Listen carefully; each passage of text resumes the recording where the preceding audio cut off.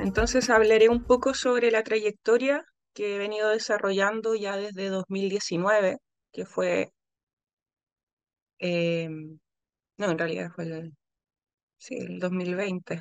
En enero de 2020 llegó el robot de AUKU, un brazo robótico KUKA al laboratorio de construcción de la Universidad del Biobío, ¿ya? En cuanto llegó este brazo robótico, me llamaron para poder realizar programaciones robóticas para poder construir con este brazo. Si hablamos de brazos o de máquinas, ¿ya? Automáticamente tenemos que entender en qué lenguaje trabajan ellos, ¿ya? Un brazo robótico en sí puede ejecutar el movimiento que nosotros le pidamos, ¿ya?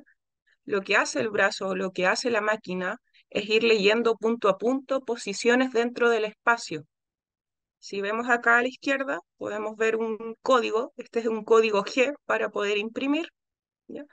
eh, se, se inserta en la máquina y lo que hace la máquina o el robot o la impresora es ir leyendo este código punto a punto. Si nos vamos dando cuenta, cada una de las líneas tiene un vector o una posición en X, en Y en Z. Por ahí aparece una Z. Entonces, lo que nosotros hacemos, o el arte de empezar a programar para construir con robots o con máquinas, es ir traspasando esta información desde el 3D, que es lo que nosotros diseñamos como arquitectos, ¿ya? La volumetría en sí del proyecto, la volumetría espacial, ¿ya? Pero esto tenemos que ir traduciéndolo hacia el 1D. El 1D sería la coordenada, el punto, ¿ya? ¿Cómo traducimos esta geometría hacia el 1D? Entonces, como estrategia de programación, conceptualmente, tomamos el volumen en 3D, ¿ya? Que realmente es la superficie que nosotros diseñamos, ¿cierto? Esa volumetría la traducimos en recorridos lineales, ¿ya? Que sería el 2D, traducir este 3D hacia curvas en 2D, ¿ya? Para luego esas mismas curvas reinterpretarlas como una secuencia de puntos dentro del espacio. Entonces en sí, lo que hace la máquina o lo que hace el robot es ir leyendo la posición de punto a punto. Y de esa manera la máquina se va a mover o el robot se va a mover de acuerdo a las coordenadas que nosotros le decimos. Entonces, si lo vemos de esta manera, existe una relación absoluta entre lo que nosotros diseñamos y lo que construimos. Lo que nosotros estamos modelando en este caso es literalmente lo que se está construyendo. Es decir, que si existe algún error dentro de la representación del proyecto, también va a existir un error en la máquina. O la máquina va a decir, va a evidenciar ese error, podría decirse. ¿Ya? Entonces ahí es necesario tener mucha conciencia sobre lo que nosotros estamos modelando, ¿ya? Porque lo que vamos a modelar es literalmente lo que vamos a construir. No va a existir una reinterpretación entre medio de otros agentes, sino que es directamente el traspaso desde nuestro computador hacia la máquina. Bien. Entonces, teniendo en cuenta estos conceptos, a medida que aparecieron encargos ya dentro, cuando llegó este brazo robótico, ya comenzamos a descubrir cómo poder manipularlo, ¿ya? ¿Qué cosas podríamos hacer? Se nos ocurrieron diferentes cosas, ya que el brazo en sí se mueve, pero a ese brazo tú le puedes incorporar diferentes herramientas. Y dependiendo de la herramienta, puedes realizar diferentes técnicas constructivas también. Uno de los primeros ejercicios que realizamos, cuando todavía no teníamos herramientas, fue una programación para poder hacer izaje de bloques o mover bloques, ¿ya? Con esta pinza. Entonces, lo que tuvimos que hacer en primera instancia es poder generar una herramienta o crear una herramienta para el uso del robot, ya que el robot en sí no viene con herramientas, ¿ya? Tú puedes incorporar cualquier otra herramienta, pero en este caso, como no teníamos herramientas, tuvimos que crear una, ¿ya? Aquí vemos el primer ejercicio que se me encargó como programación robótica. No teníamos herramientas. Tuve que generar, diseñar, crear una herramienta para poder utilizarla con el robot. Y en este caso se hizo una herramienta análoga, ¿ya? Mediante corte CNC router con placas de madera terciada o contraenchapado, con placas de madera, ¿ya? Y se generó todo un sistema para que esta pinza pudiese usarse mediante gravedad, ¿ya? Es decir, para poder accionar la pinza, el robot tenía que hacer ciertos movimientos, ciertas manipulaciones, ¿ya? Para poder accionar y abrir y cerrar la pinza de manera de poder levantar el bloque, ¿ya? Aquí está más o menos la programación que se realizó para poder generar estos movimientos. Esto lo realizo mediante programación paramétrica con el software Rhinoceros y el plugin Grasshopper, ¿ya? En este caso también estoy utilizando el plugin QKPRC, que ese es un plugin que me genera código para poder pasarlo hacia el robot. Entonces, ¿qué es lo que había que interpretar en este ejercicio para poder mover estos bloques dentro del espacio? Si se dan cuenta, dentro de esa simulación aparecen diferentes puntos y a diferentes alturas. Cada uno de esos puntos implica un movimiento que tiene que realizar el robot para poder accionar esa pinza, ¿ya? Porque la pinza, al ser análoga, necesitaba movimientos análogos. Entonces, si nos damos cuenta, necesitamos un estudio muy detallado de cuál va a ser cada una de las posiciones del robot para poder ejecutar la acción que nosotros queremos. Y en este caso, por ejemplo, se realizó un estudio milimétrico de cada uno de los ángulos y posiciones y alturas que debería adoptar el robot para poder abrir y cerrar esta pinza, ¿ya? Por ejemplo, acá vemos los movimientos para tomar un bloque, accionar la pinza y que por gravedad esta pinza sostenga el bloque en el aire y luego movimientos para poder sacar la pinza, ¿ya? Entonces, cada uno de esos movimientos, cada uno de esos ángulos de inclinación y esas alturas representan en sí el movimiento que debería ser el brazo. Entonces, esto lo podemos asimilar mucho a la observación de nuestro mismo cuerpo, cómo reacciona nuestro brazo. En sí, un brazo robótico tiene 6 articulaciones y lo podemos asimilar a un brazo humano, ¿cierto? Si tenemos la articulación del hombro, la articulación del codo, la muñeca y la articulación de cada uno de los dedos, las manos, ¿cierto? Entonces, para poder accionar una herramienta, esa herramienta se utiliza dentro de una posición dentro del espacio. Y eso es muy importante al momento de programar. ¿Cuál es la posición? ¿En en qué ángulo tengo que entrar, por ejemplo? Aquí veo, tengo cada uno de los pasos que se hicieron para programar, cómo tengo que programar un punto arriba del objeto que quiero tomar, ¿cierto?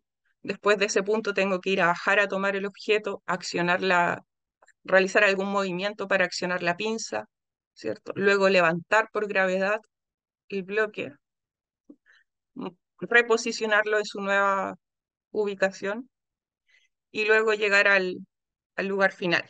Bien. Entonces existe toda una secuencia de pasos que se va realizando para generar toda la trayectoria, ¿ya? Porque en el fondo tú vas haciendo una trayectoria que vas de punto a punto, ¿ya? Otra, Otro ejercicio que realizamos fue a través de perforaciones, poder realizar perforaciones con este robot. En este caso es un proyecto dirigido por un docente de la Universidad del Biobío, Jaime Jofré, ¿ya? El proyecto fue diseñado por Francisco Calvo, otro colega de acá de Chile, y yo realicé la programación, ¿ya? Si pueden ver acá en este ejercicio, lo que hicimos fue adaptar una herramienta, ¿ya? En este caso es un taladro manual, una herramienta de construcción que se usa con, con las manos, ¿cierto? Se usa es de ejecución humana. Entonces, ¿cómo nosotros podemos ir adaptando estas herramientas? Ya que no tenemos herramientas específicamente para el robot en sí, en este tiempo, en este caso. Entonces aquí viene el ingenio, ¿cierto? De cómo podemos empezar a mezclar un poco la tecnología alemana de este robot Kuka con el ingenio latinoamericano pese a todo, a no tener las herramientas disponibles exclusivamente para el robot, sí podemos comenzar a ingeniarnos en cómo poder utilizar las herramientas que se usan en obra, ¿ya? Para poder instalarlas en el robot y de esa manera comenzar a manipular, ¿ya? Entonces vemos ahí cómo generamos una pinza o una especie de sujetador. Esto es un soporte, ¿ya? Un soporte metálico y con ese soporte vamos anclando diferentes herramientas, ¿cierto? Las cuales configuramos en sus coordenadas para incorporarla dentro de la programación robótica, ¿ya? Y luego comenzar a hacer las diferentes perforaciones en este caso. Aquí vemos un pequeño video, ¿cierto? Entonces, cuando nosotros programamos para poder construir, también es importante, aparte de las posiciones dentro del espacio de los puntos de coordenada, eh, entender cómo funciona la herramienta, ¿ya? Qué distancias tenemos que tener respecto a los materiales, por ejemplo, y la velocidad, ¿ya? Con qué velocidad voy a manipular esta herramienta, ¿ya? Por ejemplo, en este caso, para hacer una perforación, lo que, lo primero que hicimos fue entrar levemente en el palo para después comenzar a hacer la perforación entera, ¿ya? Que es muy similar a lo que se hace de forma manual. Un maestro carpintero, ¿cierto? Lo que va a hacer es primero marcar el punto donde va a perforar para luego entrar a perforar, ¿ya? Entonces es un poco traducir lo que nosotros hacemos de forma análoga, ¿verdad? Hacia lo que es el movimiento virtual del robot, ¿cierto? El lograr interpretar esos pequeños detalles, ¿ya? Que hace que la herramienta funcione, ¿ya? Unos pequeños detalles en el hacer. Ujú.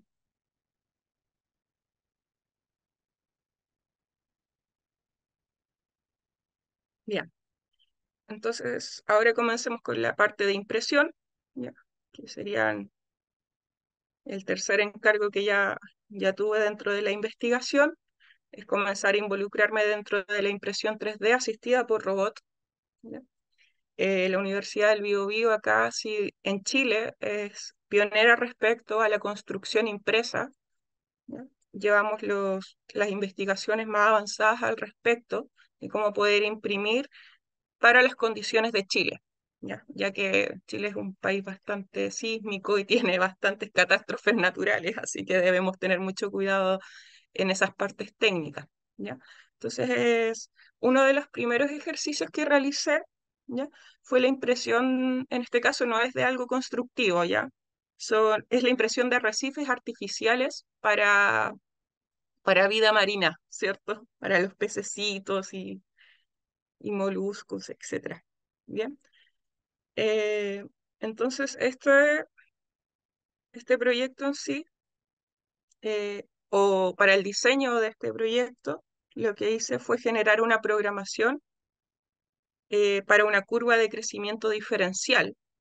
Bien, en este caso se fue programando la deformación que iba a tener esta curva continua, ¿ya?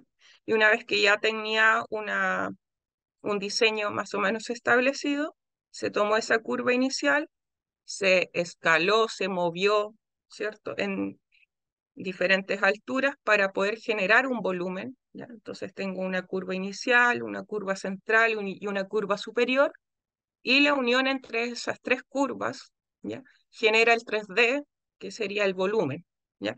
El volumen final del diseño.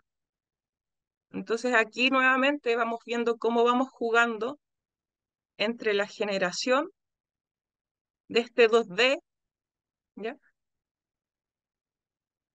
La programación de este 2D para poder generar el 3D, ¿ya? jugamos bastante con estas dimensiones de la representación que llamo yo. En este caso ahí ya tenemos algunas variaciones, ¿cierto? Entonces puedo empezar a jugar con los parámetros de cada una de estas curvas y ir probando qué puede salir de esto. Entonces acá tenemos algunas imágenes de las impresiones que se realizaron, ¿ya? Estos fueron como los primeros resultados del trabajo del material, ¿ya? Que lo hicieron los constructores de la Universidad del Biobío. Y ahí podemos ver cómo en las primeras capas de impresión siempre se van aplastando, ¿cierto? O se van colapsando debido al peso de todas las capas superiores que tienen que soportar, ¿ya? Entonces, si ven impresión, siempre en las bases va a ocurrir algo similar, ¿no? Acá tenemos un pequeño video en tiempo real, ¿no? De cuál fue la impresión que se realizó.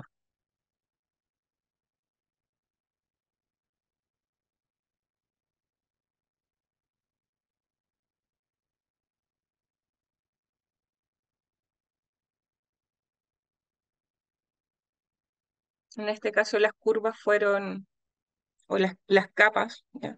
Cada una de las capas de impresión se programó a 1,5 cm de altura, o 15 milímetros de altura, ¿ya? Y a una velocidad aproximada ¿cuánto era? Del 10% de la capacidad del robot, ¿ya? El robot en sí tiene un movimiento máximo de 2 metros por segundo, ¿ya?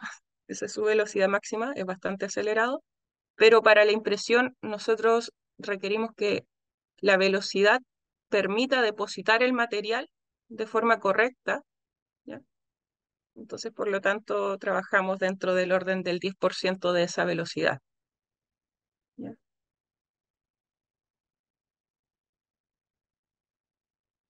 Ok, y ahí acá vemos el resultado final y cómo en la base tuvimos que recortar un poco el borde que estaba fuera de diseño, ¿cierto? Bien, acá tenemos otros ejemplos de impresión. En este caso generamos algunos módulos, ¿ya? Son módulos genéricos que se quieren utilizar para mobiliario urbano, ¿ya? Entonces este módulo genérico puede ser una jardinera, puede ser un escaño, algún banco, etcétera. Entonces acá vemos la programación que se realizó. En este caso fue una programación para imprimir dos bloques de forma simultánea. Aquí vemos algunos resultados, cómo se experimentó tiñendo el hormigón, ¿ya? Con óxidos ferrosos, ¿ya? Y algún un video de cómo resultó, qué fue lo que resultó de esto.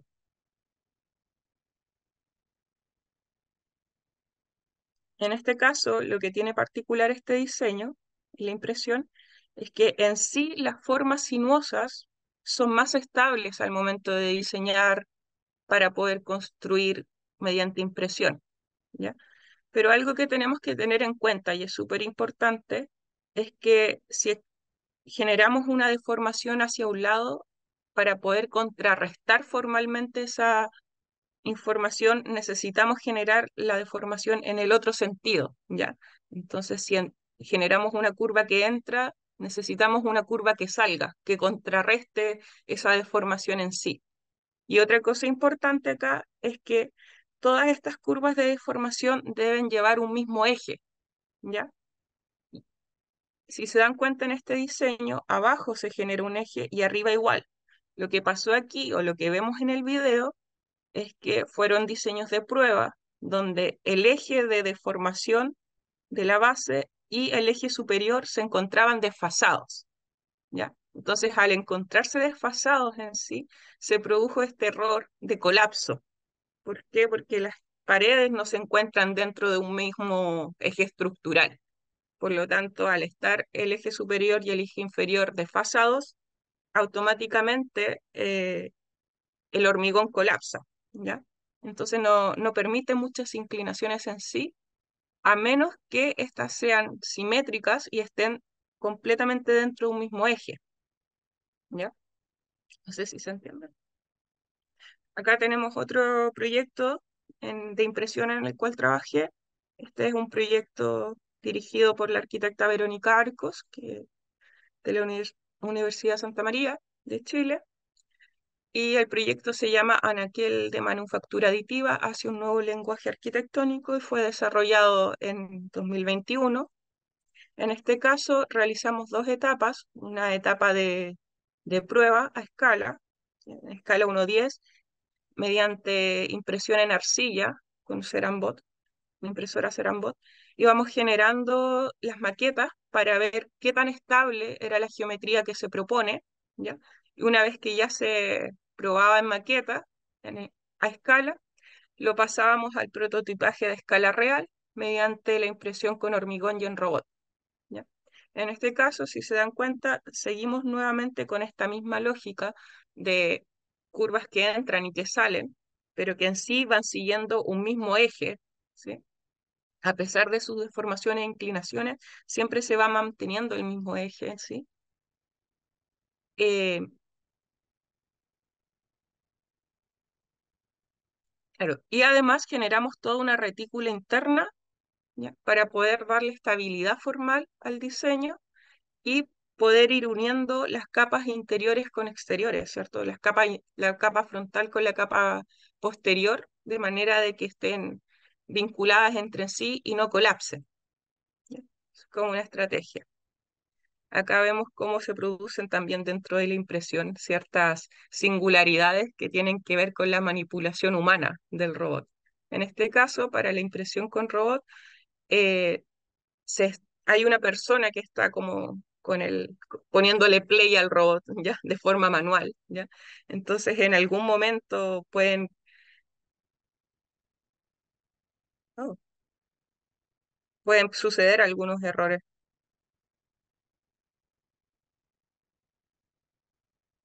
No avanza. Algo pasó con la presentación, disculpe. Se quedó pegado. Bien, continuamos. Entonces, lo que explicaba, el robot en este caso está siendo manipulado por acción humana, ¿ya? Y si se dan cuenta, existen pequeños errores que se pueden cometer, ¿ya? Ya sea porque en la extrusión de la mezcla aparecieron ciertas burbujas dentro, porque si se dan cuenta, el hormigón lo que va haciendo es extruirse a través de esta manguera, ¿ya? Algunas veces dentro de la manguera quedan burbujas de aire, ¿ya? Que mm, se evidencian en esas deformaciones que se producen en la impresión, o de repente existen factores humanos. Acá, por ejemplo, en este caso, se dejó de apretar el play del robot y hubo una extrusión de material que no correspondía, ¿cierto?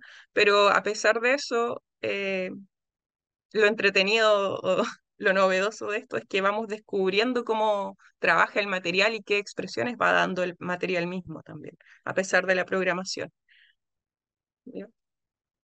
Entonces acá tenemos unas de las columnas más altas que pudimos imprimir. En ese entonces alcanzamos los 2 metros de altura de impresión con la pasta con el hormigón que tenemos patentado aquí en Chile. Lo patentó la doctora en construcción Claudia Muñoz. Entonces, podemos construir, no sé, esta columna se demoró aproximadamente 45 minutos en levantarse. Es decir, la construcción impresa es bastante rápida, ¿ya? En un día podemos levantar muchas columnas o muchos muros y en teoría, tener una casa impresa, ¿cierto? Me imagino que ustedes ya han visto ejemplos de otros países también. Bien, ahora voy a pasar a un proyecto que vengo desarrollando ya desde el año pasado, y es un proyecto de carácter artístico, ¿ya? Pero en sí lo queremos ir enfocando de a poco hacia la construcción. Es un trabajo que vengo desarrollando con la artista visual Carolina Lolas. Ella es especialista en pastas cerámicas, ¿sí? Y actualmente está estudiando su doctorado en Toulouse. en Francia respecto a la incorporación de nuevas tecnologías dentro del arte. Entonces, de esa manera, de esa forma llegó a mí y entre las dos comenzamos este proyecto. Bien, básicamente queremos imprimir en cerámica y para poder imprimir en cerámica a pequeña escala es un poquito más trabajable, pero cuando lo queremos llevar a una escala mucho más grande, ya tenemos que comenzar a pensar en otras estrategias de creaciones de materiales. ¿Ya? Desde ahí desemboca este trabajo. Acá básicamente lo que queremos hacer mediante este proyecto es tomar los grafismos andinos, ¿ya? De Latinoamérica, a lo largo de la cordillera de los Andes, ¿cierto? Que se fueron desarrollando muchas culturas. ¿Sí? Entonces, esas culturas tenían expresiones dentro de sus decoraciones o dentro de sus formas de vestir, incluso de su forma de organizar una ciudad, ¿cierto? Entonces, lo que hicimos mediante este proyecto es comenzar a tomar estos grafismos, ¿ya? Identificar ciertos patrones dentro de estos mismos grafos y comenzar a jugar con estos patrones de manera de darle una tridimensionalidad a este patrón andino, ¿ya? Acá vemos uno de los patrones gráficos que programamos y cómo los fuimos extruyendo. Eh, Acá vemos uno de los patrones extruido en pasta de porcelana. En este caso usamos una impresora Cerambot con una boquilla de 1,2 milímetros, ¿ya? Y cada una de las capas de impresión tenía una altura de 1 milímetro. ¿Sí? Luego, ¿cómo pasamos de esta programación a escala hacia una programación a escala real, un prototipado? Entonces acá la pasta debería ser diferente, debiese ser diferente, porque necesitamos imprimir una estructura mucho más grande o un bloque mucho más grande. Entonces lo que hicimos fue generar un estudio, ¿ya? En cómo poder empezar a combinar tierra, arcilla, con material biológico, en este caso sería celulosa. Por eso lo que hicimos fue generar una pasta biogeopolímera, ¿ya? Entonces trabajamos con las capacidades plásticas de la arcilla y diferentes minerales, ¿ya? Y también con las capacidades plásticas de la celulosa, ¿ya? Combinando esas dos capacidades en diferentes proporciones, ¿cierto? Logramos generar una pasta extruible, ¿ya? Y es más o menos estable y puede generar este tipo de deformaciones mucho más grandes. Al contrario del hormigón, que no podíamos hacer estas inclinaciones, ya que colapsaba, con esta pasta que tiene capacidades más poliméricas, ¿ya? Sí podemos lograr generar inclinaciones, diferentes inclinaciones y deformaciones en sí. En este caso, por ejemplo, tomamos este patrón andino, ¿cierto? Por ejemplo, hasta acá tenemos un patrón, hasta acá tenemos otro y acá tenemos otro. Y mediante programación paramétrica deformamos este patrón para que tomara la circularidad de un posible diseño, en este caso, ¿cierto? Fueron tres patrones, se deformaron de manera circular y se extruyó y se deformó en altura para poder generar la pieza en sí. Acá tenemos la exposición que luego hicimos con PAT, que es el proyecto, así se llama nuestro proyecto, Poética Artificial Translúcida, basada en patrones andinos tridimensionales. De una pieza impresa pudimos generar el molde y sacar muchos bloques, ¿ya? La idea es poder generar un bloque base con el cual pudiésemos realizar diferentes tipos de composiciones artísticas e ir explorando eh, dentro de la especulación de nuevas espacialidades impresas para el futuro, ¿ya? Ese era el sentido artístico de nuestro proyecto. Entonces aquí vemos algunos de los bloques replicados mediante técnica de moldaje, ¿ya? Moldaje de yeso, ¿ya? Luego se coció la pasta, se coció el bloque y se esmaltó, ¿ya? Con esmalte cerámico, ¿ya? Y así se fueron generando. o así se fue generando esta propuesta artística, que se llama PAT, ¿ya? Si nos pueden seguir ahí en las redes sociales, los pueden buscar por Poética Artificial Translúcida también, ¿bien? Entonces acá vemos un poco un video de cuál fue el proceso o el desarrollo de diseño de este proyecto, donde vemos que realizamos primeramente un estudio respecto a estos grafismos, ¿cierto? Y cuál fue el posible patrón a desarrollar. Tomamos algunos de estos patrones, ¿cierto? Y jugando con la deformación de estos mismos, podemos generar algunos bloques tridimensionales, ¿cierto? Y esos bloques, una vez que ya los tenemos diseñados, los reinterpretamos en diferentes curvas, como se va viendo en el video, ¿ya? Y esas diferentes curvas representarían cada una de las capas de impresión del bloque, ¿ya? Entonces ahí vemos cómo tomamos una volumetría 3D, generamos una volumetría 3D para luego descomponerlas en estas capas, ¿ya? Una vez que ya tenemos las capas, traducimos estas capas lineales hacia puntos, ¿ya? Que en el fondo estos serían los puntos, es la información real que nosotros traspasamos a la máquina en sí. Entonces ahí podemos ir viendo cómo se va generando el código, ¿cierto? Con las posiciones en X y Z de cada uno de los puntos que tiene que ir recorriendo la máquina para poder dejar la trayectoria, ¿cierto? Algo así sería. Esto fue un video que armamos para la exposición del montaje artístico, ¿ya? Esta exposición estuvo durante el mes de junio acá en Chile, en Concepción, en la Galería de Arte Balmaceda Arte Joven. Ahí estuvo expuesto. Entonces ahí vemos un poco de cómo se reinterpreta una volumetría para poder parametrizarla y llevarla en sí. En este caso, para la generación de estos diseños se trabajó en dos capas, una interior y otra exterior, ¿cierto?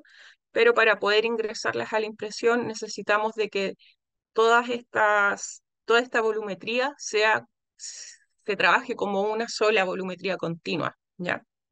Entonces ahí vemos un poco de tratamiento que hicimos a la modelación para poder cerrar la volumetría en sí, ¿sí? Antes de pasar a reinterpretarla como curvas y como puntos, ¿ya? Y aquí vemos algunos de los ejercicios de diseño paramétrico donde tomamos uno de estos patrones, ¿cierto? Y comenzamos a deformarlos de manera circular, ¿ya? Para poder generar estos otros volúmenes, ¿cierto?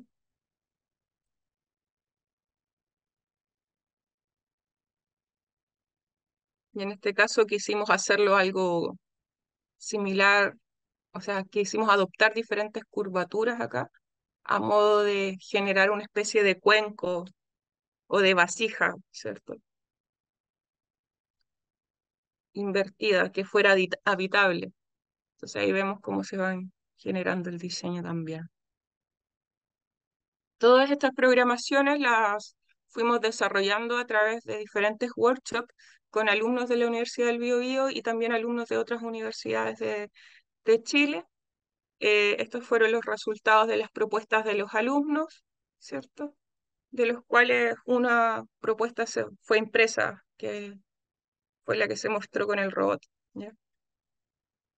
Y luego, esto es un proyecto que actualmente estamos desarrollando, ¿ya? Y tiene que ver con la incorporación, la adquisición de una nueva impresora para el laboratorio de la Universidad del Biobío, ¿ya? Dentro de esta semana recién llegó a la universidad, así que estamos muy felices por eso. Es una, una impresora cartesiana de tipo pórtico, ¿ya? Entonces ahí tenemos un pórtico que tiene una luz eh, útil de uso de aproximadamente 6 metros, ¿ya? Por el largo que se quiera, ¿ya? Entonces podemos imprimir casas de hasta 6 metros de ancho por un largo variable. Entonces nos encontramos actualmente diseñando los posibles módulos para imprimir, ¿ya? En colaboración con inmobiliarias y empresas de la construcción aquí en Chile. Así que este es nuestro nuevo desafío, el cual actualmente, hoy en día lo estamos desarrollando y esperamos de aquí a fin de año o al próximo año estar imprimiendo en nuestra primera casa aquí en Chile. Eso sería mi presentación respecto al trabajo que he realizado. Bien, hay algunos links que pueden buscar y mi correo si quieren contactarme. Muchas gracias. Obrigada.